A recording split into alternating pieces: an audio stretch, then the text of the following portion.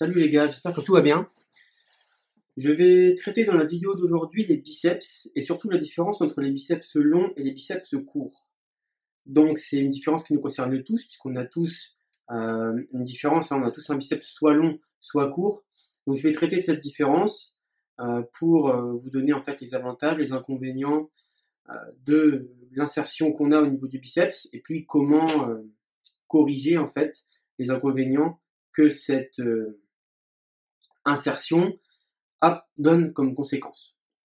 Donc, je vais aborder dans la première partie de la vidéo une partie un peu anatomique, mais très synthétique, histoire de comprendre un petit peu ce que c'est, quelles sont les différences. Et puis, dans une deuxième partie, eh bien, une partie plutôt pratique. Donc, quels sont les exercices qui peuvent aider selon le biceps long ou court que l'on a. Voilà. Donc, je regarde un peu ici, hein, j'ai ma fiche. Alors, biceps long, biceps court, qu'est-ce que c'est? Bon, le biceps long est un biceps qui procure plusieurs avantages. C'est un biceps en fait qui va se terminer très près, en fait, quand on contracte, très près de l'avant-bras, voire collé à l'avant-bras. Donc ce biceps long donne l'avantage de paraître plus massif quand on est en position relâchée. Par contre, quand on contracte, le fait que le muscle soit plus long donne moins de volume au pic du biceps, le fameux pic, la fameuse boule. Quand on a un biceps court, c'est l'inverse en fait. L'avantage devient l'inconvénient, et inversement. Donc, le bras en position relâchée est très fin, semble très fin, beaucoup plus fin que celui que le mec qui a un biceps long. En revanche, en position contractée, le pic, donc le muscle est plus court, est beaucoup plus haut. Donc, ça donne une impression de plus de volume en contractant le muscle. En revanche, quand il est relâché, le muscle, le bras est plus fin. Alors, je précise aussi une petite chose concernant le biceps. En fait, il y a trois muscles que je rattache vraiment au bras et au volume du biceps. C'est le long supinateur, le brachial et le biceps. Je détaillerai plus tard. Mais sur le biceps même, c'est-à-dire le muscle du biceps, pas le brachial, pas le long supinateur, il y a deux chefs. Il y a un chef court et un chef long. Je mettrai les illustrations. Donc, le chef court, c'est celui qui est le plus près de vous, en fait, de la partie du pectoral. Le chef long, c'est celui qui est le plus loin. Si je dis pas de bêtises, donc qui est vers l'extérieur. Il me semble que je dis pas de bêtises. De toute façon, il y aura les illustrations, donc si je fais une bêtise, c'est juste l'inverse en fait. Donc, je précise ça parce que c'est assez important. En fait, le chef long, c'est celui qui est le plus apparent de profil. Donc oui, je crois que c'est celui qui est vers l'extérieur. C'est celui qui donne le galbe, c'est celui qui sert à plier l'avant-bras. Le chef court, c'est l'inverse, il n'est pas apparent.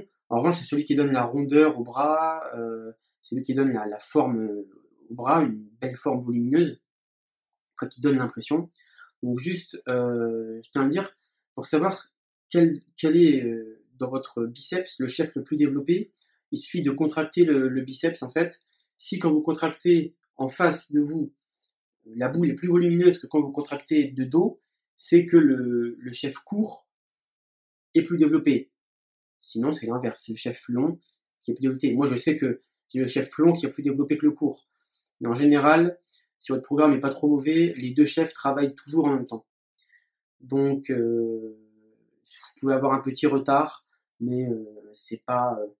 en général, c'est pas énorme. Je dis ça parce que ça sert juste, hein, si vous avez un galbe plus important devant que derrière, ça peut être important, ça peut être sympa de le corriger si on veut vraiment être très symétrique. Petite astuce juste, en général, sur tous les exos où vous travaillez le biceps, les chefs travaillent de la même façon, mais sur les exercices qui nécessitent une prise, donc je parle pas d'haltère, mais je parle de barre, hein, barre Z, barre droite, traction, plus vous allez serrer la prise, plus c'est le chef long qui va travailler à l'extérieur, plus vous allez écarter la prise et plus c'est le chef court qui va travailler. Petite astuce. Voilà.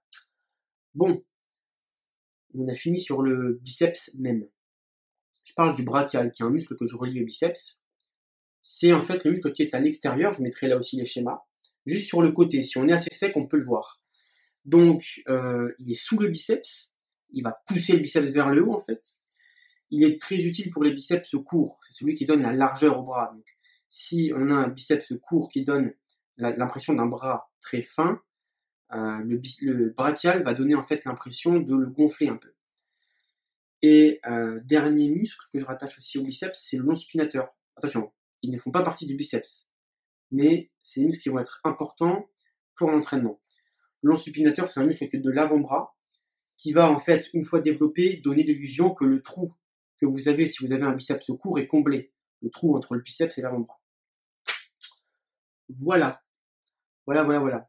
Donc ça, c'est la partie théorique. Oui, voilà, donc j'ai tout dit. Je vais parler des exercices donc pour maintenant combler ça. Ça va aller très vite, il n'y en a pas beaucoup. Enfin, il y en a beaucoup, mais je veux dire, c'est toujours le même principe en fait. Bon, pour les biceps courts, il va falloir axer le travail sur le brachial et le long supinateur. Donc, pour combler le trou en fait entre le biceps et j'ai pas dit une chose très importante. Comment savoir si on a un biceps long ou un biceps court? Tout simplement en fait, quand vous allez contracter le bras, si vous pouvez glisser 2 doigts entre le biceps, 2 ou 3 doigts entre le biceps et l'avant-bras, comme moi, et ben en fait vous avez un biceps court. Voilà, moi j'ai un biceps court. Si vous ne pouvez pas, donc si là vous pouvez vraiment rien glisser, eh bien vous avez un biceps long. Désolé, je l'ai dit un peu tard. Oui, donc le travail sur un biceps court va être sur le brachial et le long supinateur. Donc, ça va être les prises marteau pour le brachial, le long supinateur aussi d'ailleurs, mais c'est vraiment le brachial qui va être ciblé. Ça va être le curl inversé. Ça, je le fais en fin de séance. Moi, le curl inversé, c'est génial pour le brachial. Et pour le long supinateur, c'est mortel. C'est vraiment l'exercice qui m'a fait pousser le long supinateur, quoi. Vous avez aussi le curl pupitre. Le curl pupitre, il est assez mixte. Il est mixte, en fait. Il travaille le biceps autant que le brachial. Mais moi, je le mets dans les 2 séances. Comme ça, c'est un exercice qui est vraiment utile si vous voulez développer le pic ou développer le brachial. Je pense qu'il est à mettre tout le temps cet exercice. En plus, la congestion est facile à avoir avec un tel exercice. Qu'est-ce que j'ai mis aussi? Les tractions en pronation, par exemple. Donc pour le brachial. Puis pareil, les avant-bras prennent bien sur les tractions. Le spider curl. Alors le spider curl, je mettrai toutes les illustrations, vous allez voir, d'exercices, donc vous n'allez pas être perdu. C'est un curl très particulier, qui est très efficace, et là aussi pour sentir le biceps, c'est super. Donc là, on va vraiment axer le travail sur le brachial long supinateur, on va gonfler un peu le bras en largeur. Attention à ne pas délaisser le pic, quand même. Il faut quand même garder le pic qu'on a quand on a un biceps court. Et pour les biceps longs, là, on va travailler justement le pic, puisqu'on n'a pas à combler un trou, le biceps paraît volumineux de face, on va juste travailler le pic qui est, vu que le biceps est plus long, moins apparent, moins volumineux que sur un biceps court. Alors pour travailler le pic, on va travailler par exemple sur du curl incliné. Sans doute l'exercice le plus connu pour le pic. On va travailler à la poulie basse, d'accord? En prise unilatérale ou à deux mains, peu importe, avec une barre, donc tout simplement.